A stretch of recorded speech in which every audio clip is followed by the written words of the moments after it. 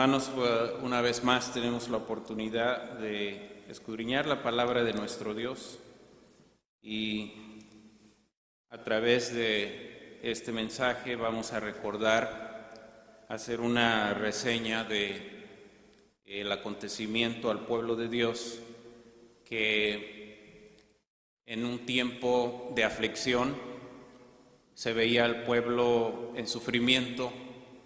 Dios vio a su pueblo y se compadeció de ellos porque estaban en esa esclavitud en Egipto. Vamos a ver, les invito a que veamos en el Éxodo capítulo 3.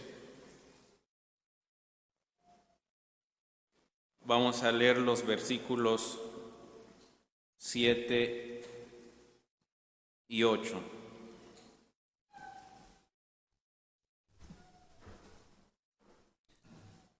Éxodo 3, versículos 7 y 8. Mis hermanos de allá del control van a poner también en la pantalla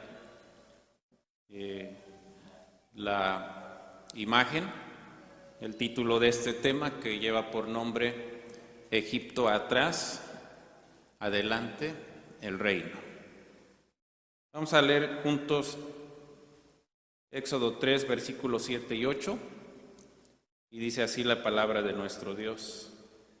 Y dijo Jehová: bien he visto la aflicción de mi pueblo que está en Egipto, y he oído su clamor a causa de sus exactores, pues tengo conocimiento de sus angustias, y he descendido para librarlos de mano de los egipcios, y sacarlos de aquella tierra a una tierra buena y ancha, a tierra que fluye leche y miel, a los lugares del cananeo, del eteo, del amorreo, del fereceo, del heveo y el jebuseo.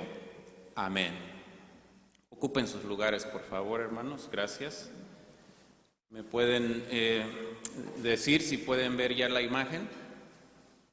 ¿O aún todavía no? A ver si mis hermanos ya la pusieron. Muy bien. ¿Qué vemos en esa imagen? Nos recuerda el tiempo que por mano de nuestro Dios y al frente del pueblo Moisés lo sacó de la esclavitud de Egipto. Que nuestro Dios escuchó su clamor porque vivían en opresión, en una condición muy triste. ¿Qué será que en ese tiempo, como padres, supiéramos que nuestros hijos estaban destinados a ser esclavos también? Haber sido por todo ese tiempo muy triste para las generaciones que vivieron la esclavitud. Y dice que nuestro Dios vio esa aflicción de su pueblo. Dice: tengo conocimiento de sus angustias, y descendió para librarlos. Pero ¿cómo respondió Dios para librar a su pueblo? Dice que lo hizo con amor.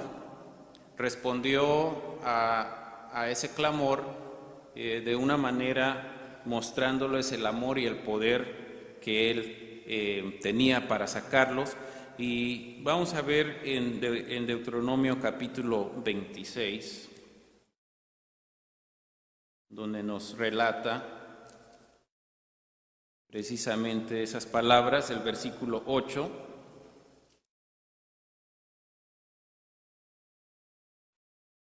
Y dice de esta manera: y sacónos Jehová de Egipto con mano fuerte y con brazo extendido y con grande espanto y con señales y con milagros. ¿Y cómo lo sacó? Dice: con una mano fuerte y un brazo extendido, demostrando el poder que nuestro Dios había determinado librar a su pueblo de esa esclavitud.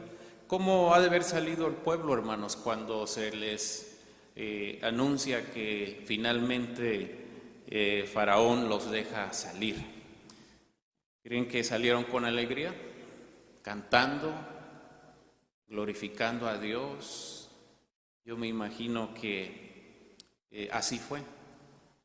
Salieron con mucho ánimo, con mucha alegría, y pues nuestro Dios los acaba con esa disposición de introducirlos a una buena tierra que fluye leche y fluye leche y miel. Entonces, en el transcurso, pues, vieron el poder de Dios, las maravillas que les mostró, no tan solo al sacarlos, pero ya al vivir las 10 plagas que Dios envió a los egipcios. ¿Esas 10 plagas afectaron a su pueblo? ¿Sí o no? No, a su pueblo no le afectaron. Esas plagas iban dirigidas a los egipcios. Y si yo les preguntara a ustedes, de todas las señales que Dios mostró a su pueblo en ese periodo, en ese transcurso, las 10 plagas, las señales en el desierto, ¿cuál es la que a ustedes les causa más impresión, que ustedes se imaginan y digan, ¿cómo ha de haber sido cuando fue, por ejemplo, la muerte de los primogénitos? ¿Cómo ha de haber sido cuando descendió el maná para darles de comer? Cuando de la peña brotaba esa agua fresca y dulce. Y de todas ellas, la que yo me quedo con una imagen es la que va a pasar mi hermano ahorita en la siguiente diapositiva, pues es con el poder que nuestro Dios abrió la mar. No sé si ya se ve. Ahí les voy a estar preguntando porque yo no ya la ven. Yo me imagino cómo pudo haber sido esa maravilla y cómo los que cruzaron la mar pudieron ver a los lados las aguas detenidas con el poder de Dios. El camino seco y esas grandes aguas abiertas por el poder de Dios. Y yo digo, para mí es suficiente para convencerme de que si Dios había hecho esto, había podido partir la mar, cualquier otra cosa que se interpusiera en el camino para llevarlos a esa buena tierra, Dios la iba a vencer.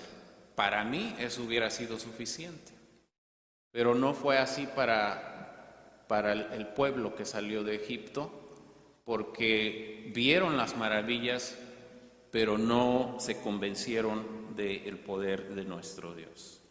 Bueno, el propósito vamos a ver en Deuteronomio, capítulo 8, donde nos dice el versículo 7 en adelante, Deuteronomio 8, 7.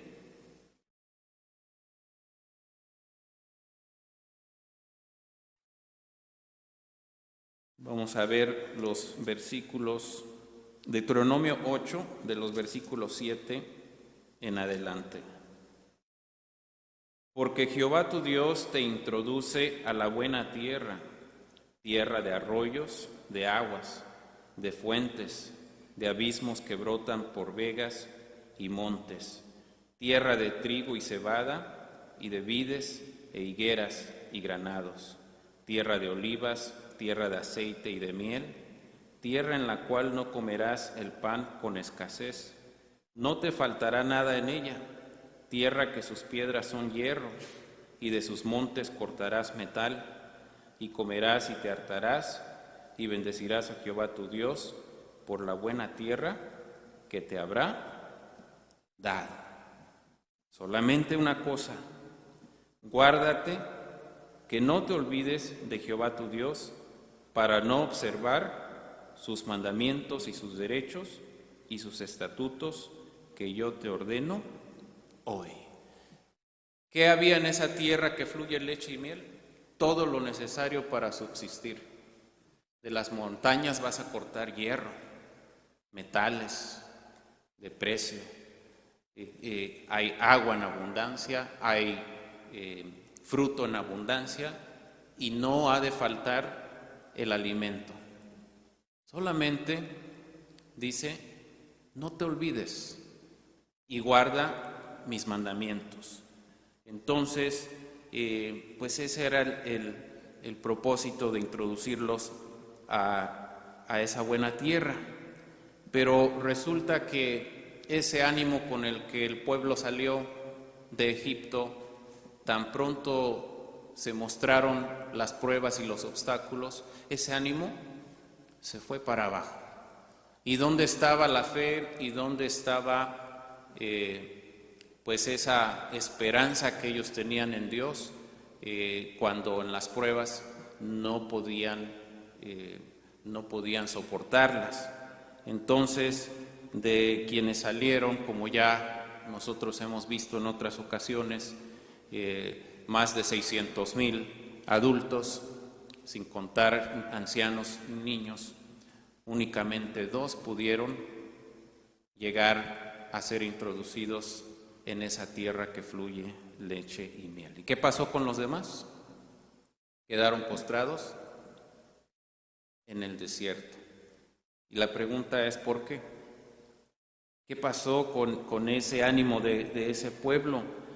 ¿Por qué, yo me pregunto, tentaron a Dios una y otra vez? ¿Por qué no se convencían del poder de Dios? Es algo que yo me pregunto y que aunque vieron con sus ojos las maravillas, no tenían esa confianza que Dios los iba a llevar a esa tierra. Y el apóstol Pablo nos dice que fueron 2 cosas por las cuales no pudieron entrar a la tierra prometida, y nos dice Hebreos 4, 18 y 19. Hebreos 4, 18 y 19 nos relata cuáles fueron esas causas por las cuales no pudieron entrar. Vamos a ver, Hebreos 3, Hebreos 3, 18 y 19, y dice, ¿y a quiénes juró que no entrarán en su reposo, sino a aquellos que no obedecieron? Y vemos que no pudieron entrar a causa de ¿qué? De incredulidad y porque dice, no obedecieron. Desobediencia e incredulidad. Dice la palabra de Dios que es muy importante para nosotros que queremos seguir a nuestro Dios, sobre toda cosa guardada, dice, guarda tu corazón porque de él mana la vida. Y resulta entonces, hermanos, que el pueblo de Dios que vivió generaciones en la esclavitud en Egipto no pudieron renunciar a lo que aprendieron en Egipto, por lo que cuando nuestro Dios los libera y los saca de Egipto, ellos traían a Egipto en su corazón, no pudieron renunciar a Egipto, no pudieron dejar atrás a ese Egipto en el cual sufrieron tanto, y más adelante vamos a ver por qué. Pero hay un libro en el cual este escritor, que es un motivador, nos enseña en ese libro cómo podemos nosotros progresar. Y aunque ese libro está enfocado en lo económico, en triunfar económicamente, cuando nosotros tomamos algo, la palabra de Dios dice que de todo tomemos lo bueno y desechemos lo malo. Entonces, este escritor que se llama él Camilo Cruz, escribió un libro de motivación que se llama La Vaca, y del cual hemos extraído esta enseñanza para aplicarla en nuestra vida espiritual. Y nos relata ese libro que había un profesor anciano que quería instruir a su alumno para que pudiera vencer los obstáculos de la vida. Era su tutor. Y este anciano planea cómo instruir a ese alumno y le dice: te voy a llevar a un viaje. Y toma al alumno y se van de viaje y lo lleva a un lugar muy pobre, en el cual es basada la lección que le quiere mostrar. Y van de camino y llegan a un poblado donde hay casitas muy pobres. Vamos a ver en la siguiente diapositiva cómo hasta el día de hoy viven algunas personas donde hay pobreza. No sé si se ve ahí una casita de láminas. Y hoy en día esa es una vivienda. Hay lugares muy pobres donde así se vive. Y llegaron a ese poblado y se les hizo noche y tocaron la puerta para pedir posada. Salió una persona y les dice el profesor: oyes, permítenos pasar la noche aquí. Dice el señor: pero ¿qué les puedo yo ofrecer aquí? Una casita de 4 paredes, vivimos 8 personas, pero si quieren dormir, pues ahí en la esquinita. Comer no les ofrezco porque no tenemos nada. Aceptaron. El joven estaba en la noche pensativo viendo las 4 paredes y decía: ¿por qué el profesor me ha traído a este lugar? A ver esta pobreza, yo no entiendo. En esos tiempos que estuvo allí, en esas horas, él se percató que esa familia de esa vivienda tenía una posesión, quizás lo que los hacía más diferentes a los vecinos. Y en la siguiente imagen vamos a ver cuál era esa posesión. ¿Sí se ve? ¿Qué es? Una vaca. Era la diferencia entre la pobreza y no tener nada. Y decía el estudiante: pues tienen una vaca. Platicaban con ellos y ellos decían: no, pues la vaca es lo único que tenemos. Nos da un poquito de leche, eso es lo que comemos de ella, pero los demás no tienen ni siquiera una vaca. Entonces, pues nosotros que tenemos una vaca somos bendecidos, porque hay otros que no tienen nada. La vaca requiere de trabajo, que le den de comer, que le lleven su pastura, que la cuiden de los animales. Entonces él se dio cuenta pues que a esa vaca le daban todas las atenciones porque la cuidaban como oro. Y dice: bueno, llegaron las 3, 4 de la mañana y el profesor despierta al estudiante y le dice, calladito, le dice: oye, levántate porque ya nos vamos. Se levanta el estudiante: oye, son las 4 de la mañana, no haga ruido. Se salen de la casita y allá enfrente donde estaba la vaca, para allá caminan el profesor y le dice al estudiante: ahora te voy a enseñar parte de la lección. Sacó de su bolsa un cuchillo y degolló a la vaca. Y el estudiante se agarra la cabeza y dice: ¿pero qué has hecho? Les has quitado lo único que tenían y tú has matado cruelmente esa vaca y los has dejado sin nada. Y el profesor le dice: bueno, lo que no entiendes ahorita lo vas a entender en un año. Se fueron. ¿Quién sabe qué pasó de ahí cuando se fueron? Pero el tiempo pasa rápido. La palabra de Dios dice que nuestra vida es como la flor, que ya sale y se abre y está muy bonita, pero al llegar su tiempo se marchita y muere. Pues pasó el año y regresaron a ese lugar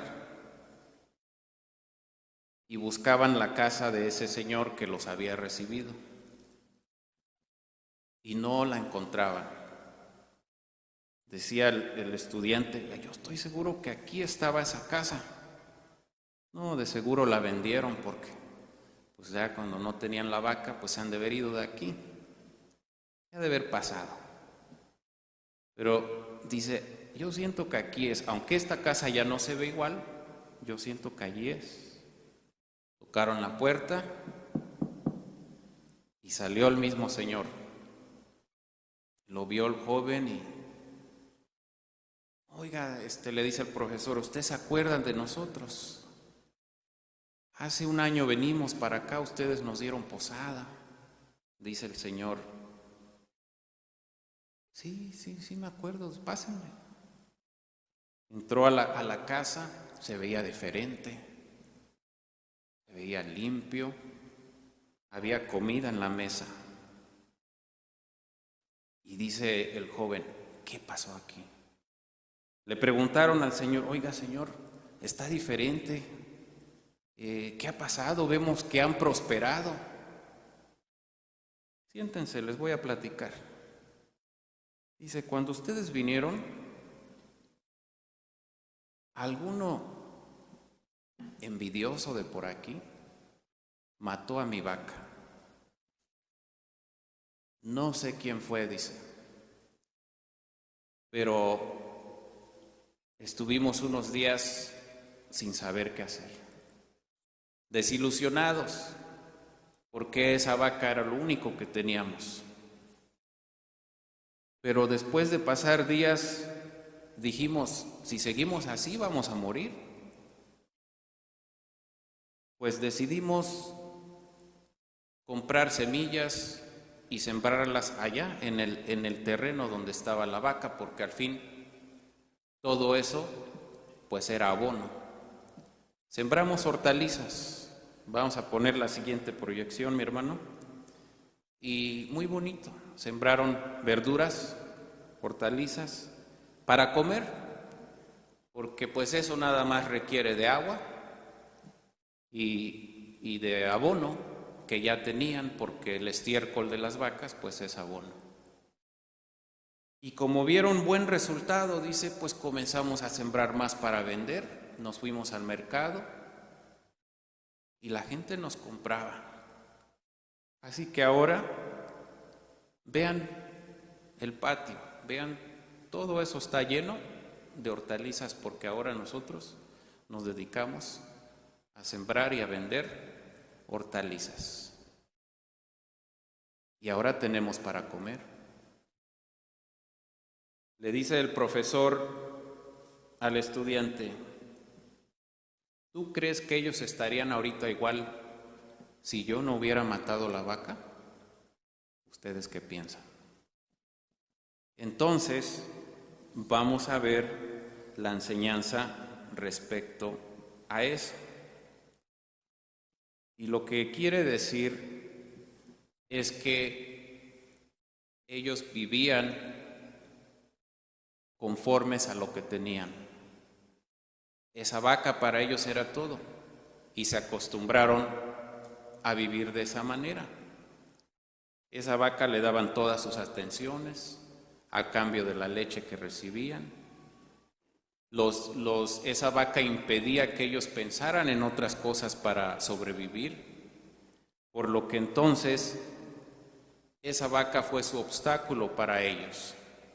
Ahora hay que aplicarlo a nuestra vida espiritual, porque nosotros cuántas cosas no dejamos de hacer por las justificaciones que nos hemos acostumbrado a vivir con ellas. Y lo mismo le pasó a Israel cuando Dios los sacó de Egipto. Dios les mostró con su poder, y ese obstáculo que se les presentó, el mar que se interpuso, Dios lo abrió para que ellos pasaran. Y cuando Faraón y sus soldados venían tras de ellos, ¿qué hizo Dios con la mar? La cerró, y en sus ojos Dios acabó con todos los egipcios, los soldados que los seguían. Con eso Dios les mostró que eso que los tenía atados a ellos, Dios lo había eliminado. ¿Pero qué pasó en el camino? Ellos se encargaron de revivir lo que Dios había eliminado. ¿Por qué? Porque en el camino, cuando tuvieron hambre, ¿de qué se acordaron? De Egipto. ¿Y qué decían? Allá en Egipto, allá teníamos ollas de carne. Pero ¿cómo estaban en Egipto, hermanos? En esclavitud. Sin embargo, se acostumbraron a la esclavitud con tal de tener para comer. Hoy nosotros decimos que hemos salido de Egipto, pero hay cosas que no queremos renunciar. Entonces, ¿qué hacemos? Nos justificamos, como los dueños de la vaca. Pues es que es lo único que tengo. Y entonces, en lugar de eliminarlo, en lugar de darle muerte a esa vaca, nos encargamos de justificarla. Y hermano, ¿por qué no se ha bautizado? No, es que no estoy listo. Es que necesito aprender más. Hermano, usted sabe mucho, ¿por qué no da un paso para ayudar en el ministerio? No, es que no puedo. Hay problemas y el orgullo no nos deja. El rencor y la envidia no nos permite perdonarnos. Y nos justificamos. Es que el hermano es así y es así. Y eso no es más que una vaca que estamos alimentando, y allí está como un obstáculo para que nosotros demos un paso y ser mejores delante de Dios. Vamos a ver en Éxodo 14, de los versículos 10 al 12. ¿Alguien me puede ayudar, por favor, con esa lectura? Éxodo 14, del 10 al 12.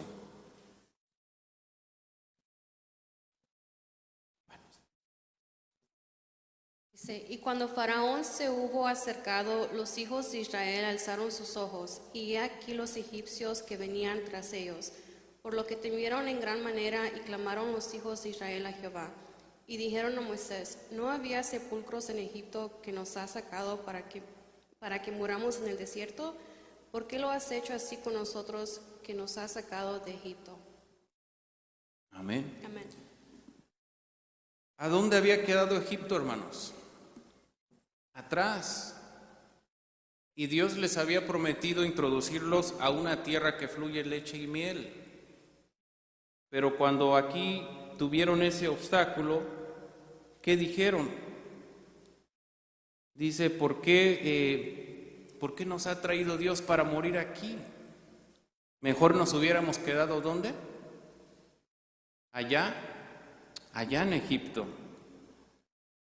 Y luego dice, vamos a ver en Éxodo 16, versículos 2 y 3.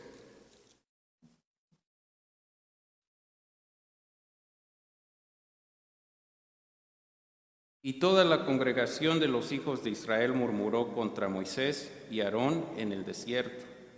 Y decíanle los hijos de Israel, ojalá hubiéramos muerto por mano de Jehová en la tierra de Egipto, cuando nos sentábamos a las ollas de las carnes, cuando comíamos pan en hartura, pues nos habéis sacado a este desierto para matar de hambre a toda esta multitud. Egipto ya se había quedado atrás y no estaban en una condición aceptable en Egipto, pero preferían regresar a la esclavitud que confiar en Dios y ver hacia adelante.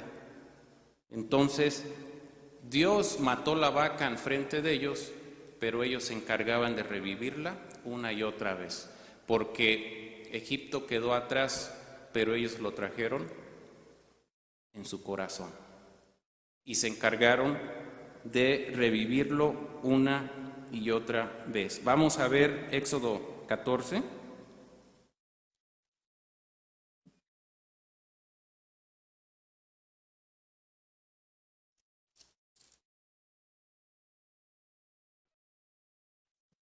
¿Cómo hizo Dios para mostrarles que había eliminado a los egipcios? Y Jehová dijo a Moisés, extiende tu mano sobre la mar para que las aguas vuelvan sobre los egipcios, sobre sus carros y sobre su caballería. Y Moisés extendió su mano sobre la mar, y la mar se volvió en su fuerza cuando amanecía, y los egipcios iban hacia ella, y Jehová derribó a los egipcios en medio de la mar, y volvieron las aguas y cubrieron los carros y la caballería y todo el ejército de Faraón que había entrado tras ellos en la mar. No quedó de ellos ninguno. Bueno, Dios los eliminó. Pero ¿qué pasó en el camino cuando Moisés no bajaba del monte? No se hicieron una vaca de oro, ¿verdad? Pero se hicieron un becerro de oro que les recordara a aquel Egipto que Dios había destruido, porque ellos lo mantuvieron vivo durante el camino en el desierto. Entonces se rehusaron a dejar atrás lo que Dios había hecho por ellos, que se olvidaran de Egipto. Y ellos se encargaron de revivirlo una y otra vez. Ahora nosotros, las justificaciones y las excusas no son más que, en ese ejemplo de la vaca, pues son las vacas que nosotros tenemos y que nos hemos acostumbrado a vivir con ellas. Son hábitos, justificaciones que no queremos dejar porque ya nuestra vida se ha acostumbrado a ser así. Hermano, ¿por qué no viene a la iglesia los sábados? Hermano, es que trabajo. Pues busque otro trabajo. No, hermano, es que ese es el que me da de comer. Lo mismo pensaba aquel señor que tenía su vaca. No la puedo matar porque si no, no voy a sobrevivir. ¿Ustedes creen que Dios nos va a dejar morir de hambre si nosotros hacemos su voluntad? Él nos ha de mostrar las soluciones. Entonces, vamos a ver que también nosotros debemos de progresar, y en 2 de Pedro, si alguien me ayuda por favor con la lectura en el capítulo 1, versículos 5 al 8.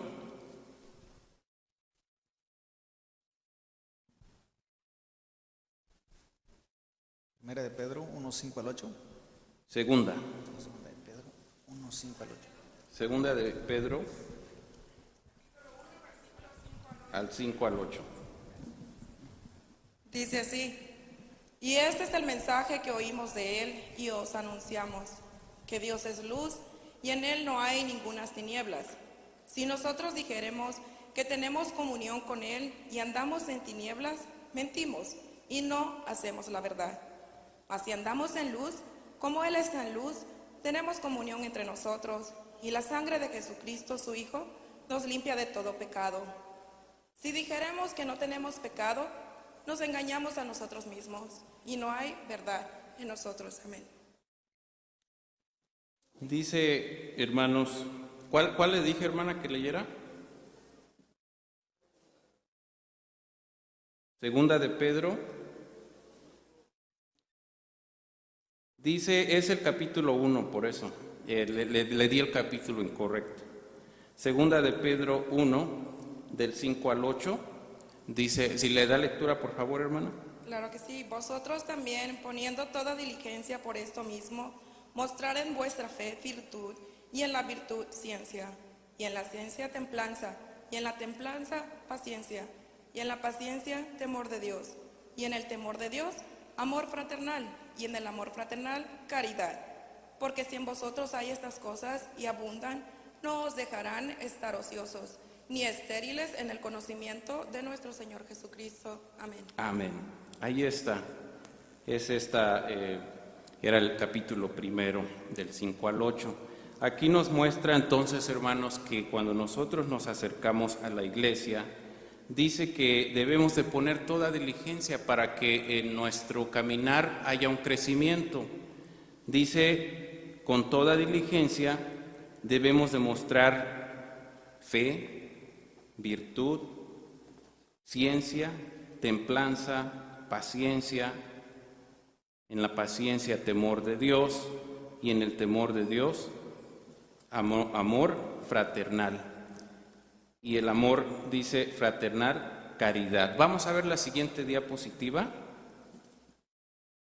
Y ahí vemos unos pendaños. ¿Me dicen si se ven? Sí. Y es una escala de lo que Dios espera de nosotros. Y en esa escala, ¿en dónde está el amor, hermanos? Hasta arriba, porque el amor, la caridad, que es un fruto del Espíritu, es difícil practicarlo, porque si hubiera ese fruto en abundancia en nosotros, no hubiera problemas, no hubiera conflictos, porque la caridad todo lo puede, todo lo soporta y todo lo perdona. Y aunque decimos, no, la caridad es un fruto que ya lo tengo practicado muy bien, pero los mismos apóstoles le decían a Jesús cuando les hablaba de perdonar, Señor, aumentanos la fe. Vamos a ver ahí en el Evangelio de Lucas 17, versículos 5 y 6.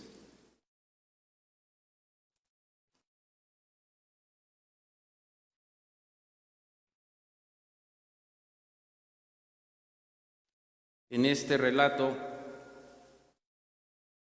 les hablaba del perdón y dice el versículo 5 y 6, y dijeron los apóstoles al Señor, aumentanos la fe. Entonces el Señor dijo, si tuvieres fe como un grano de mostaza, diréis a este sicomoro, desarráigate y plántate en la mar, y os obedecerá. ¿Cómo es el granito de mostaza? ¿Y qué tan importante es la fe?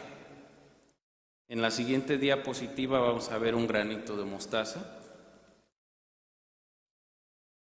Y por eso los apóstoles decían, Señor, aumentanos la fe. Porque Dios no se agradó del pueblo que sacó de Egipto porque les faltó fe. para ser introducidos en esa tierra prometida. Y sin fe es imposible, ¿qué, hermanos? Agradar a Dios. Sí se ve allí el granito de mostaza, muy bien. Entonces, a nosotros nos hace falta también crecer, seguir creciendo en la palabra de nuestro Dios y practicar esos frutos. Y no debemos quedarnos estancados. No debe de entrar en nosotros el pensamiento de que lo máximo que yo quiero alcanzar en la iglesia es ser bautizado. Lo máximo que yo quiero en la iglesia es casarme, porque debemos de tener un crecimiento espiritual y debe de ir en aumento. Hay más cosas que podemos hacer después del bautizo. Hay muchas cosas más que podemos hacer por la iglesia. Dice Hechos 17.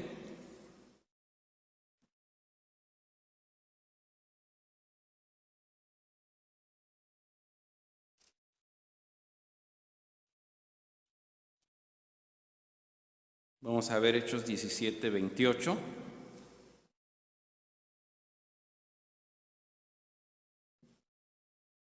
Dice de esta manera: porque en Él vivimos y nos movemos y somos, como también algunos de vuestros poetas dijeron, porque el linaje de éste somos también.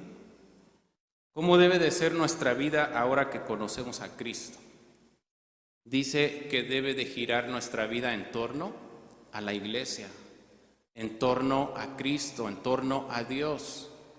Pero nosotros queremos que las cosas de Dios se acomoden a nuestro tiempo, a nuestra vida, en lugar de que dejemos que las cosas giren y que siempre en medio de todo primero pongamos a Dios. Queremos acomodar las cosas primero antes que a Dios. Y es por eso que vivimos en dificultades cuando se trata de que no hay suficientes obreros, no hay candidatos para las sociedades, no hay candidatos para ser líderes de los jóvenes. Hay muchas necesidades porque no hay quien levante la mano. ¿Por qué? Porque hay limitaciones que nosotros decimos, bueno, es que yo no puedo, yo no tengo tiempo, yo no puedo hacer esto, yo no puedo hacer lo otro, el orgullo no nos deja, la envidia a veces interpone, y son cosas que nos afectan en el crecimiento de la iglesia. Pero si yo doy un paso decisivo y digo, a esa vaca la voy a matar, porque está interponiéndose en algo que yo quiero hacer para Dios, y me decido, la elimino y quito un obstáculo para ser mejor delante de Dios. Pero si yo me acostumbro a vivir con esa vaca como lo hicieron esos personajes que tenían allí en su corralito esa vaca, pues se acostumbraron a vivir en torno, alrededor de esa vaca. Dios por eso quitó a Egipto de en medio de Israel, lo eliminó, para que en el camino se olvidaran de Egipto. Pero en el camino se olvidaron de Egipto.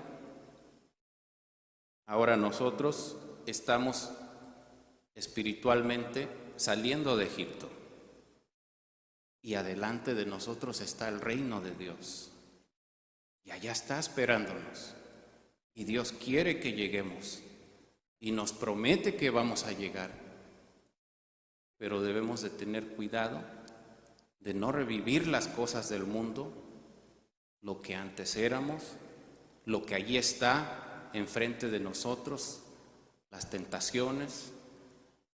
No debemos de ser distraídos de todo ello para que podamos llegar también nosotros a ese reino prometido.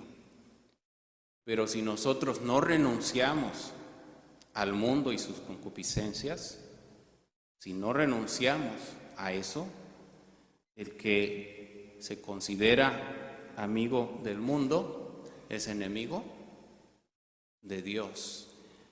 Vamos a ver qué dice ahora Primera de Juan 2, 15 al 17. ¿Alguien me puede ayudar, por favor, con esa lectura? Primera de Juan 2, 15 al 17. Amén. Adelante. No ames al mundo ni las cosas que están en el mundo. Si alguno ama al mundo, el amor del Padre no está en él. Porque todo lo que hay en el mundo, la concupiscencia de la carne y la concupiscencia de los ojos y la soberbia de la vida, no es del Padre, mas es del mundo. Y el mundo se pasa y su concupiscencia, mas el que hace la voluntad de Dios permanece para siempre. Amén. Amén. Entonces, ¿qué nos dice aquí? Que no debemos de amar al mundo ni las cosas que hay en el mundo. Es cierto que queremos vivir en comodidad, queremos tener todo lo más actualizado en tecnología, pero al yo tener el carro último modelo y el teléfono más avanzado, y al no tener el dinero, pues lo tomo a crédito. Y cuando ya tengo deudas de crédito y no me alcanza el dinero, pues tengo que trabajar más. Y cuando tengo que trabajar más, entonces necesito trabajar horas extras. Y cuando trabajo horas extras para tener lo suficiente, pues entonces quito ese tiempo que puedo yo utilizarlo para cosas mejores. Y a veces cambiamos el sábado por horas extras para poder tener más dinero en el bolsillo. Pero una hermana decía: hermano, todo ese dinero que yo gané los sábados, no sé ni cómo lo gasté, dice, pero no me rendía para nada. ¿Sí? Así pasa. Alguien puede decir: pues yo siempre soy fiel guardando los sábados, tengo un trabajo que me paga más poco porque pues ahí solamente me respetan el sábado, pero a veces no vemos las bendiciones de Dios. ¿Y cuántas veces te has enfermado? ¿Has terminado en la emergencia? ¿Se te ha descompuesto el carro en medio del camino? Porque ahí es donde se va el dinero, cuando no tomamos las decisiones. Y esas decisiones deben de ser, como dice Hechos, nuestra vida debe de girar en torno a Dios y no al revés. Pero cuando acomodamos las cosas del mundo y a Dios lo ponemos en segundo término, pues las cosas a veces no salen bien. Y bien, me da mucho gusto porque a veces jóvenes se acercan y me piden consejo. Oye, hermano, dice ¿estará bien que un sábado trabaje y otro no? Porque yo ya les pedí permiso, pero no me dan y nada más me dan eso. Le digo: pero ¿hay otros trabajos que puedas hacer? Sí hay. Bueno, yo te recomiendo que busques por otro lado donde te respeten el día. Y al poco tiempo: hermano, dejé el trabajo, pero encontré otro mejor. Me pagan más y me respetan el sábado. Hace poco tiempo me llamó otro hermano y me dijo: hermano, dice que qué buena decisión hice, dice, de haber dejado ese trabajo que me tenía allí atado. Dice: ahora soy manager y no trabajo sábados y domingos. Bueno, qué bueno. Pero le mostraste a Dios que lo pusiste a Él primero. Entonces Dios nos prueba para ver dónde estamos. Y aquí dice que hay muchas cosas que nos pueden ser obstáculos en el mundo.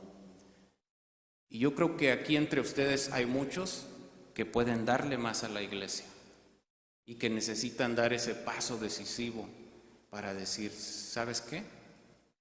Yo puedo hacer esto, yo puedo vencer este obstáculo, yo puedo perdonar a este hermano, yo puedo hacer las paces con este hermano y van a ser mejores delante de Dios. Pero si seguimos manteniendo en nuestro corralito esas vacas que justificamos y no cambiamos, pues así vamos a ir, como iba Israel en el desierto, siempre justificándose por no hacer un cambio que Dios esperaba de ellos. Entonces, la victoria está enfrente de nosotros, hermanos. Vamos a ver qué dice la siguiente diapositiva, que se encuentra el versículo en Primera de Juan, capítulo 5 y versículo 4.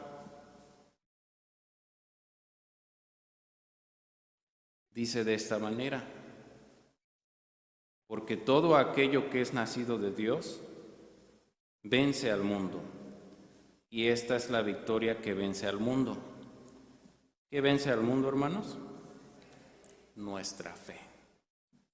Y a Israel le faltó fe, pero eso dice que les aconteció para una advertencia para nosotros.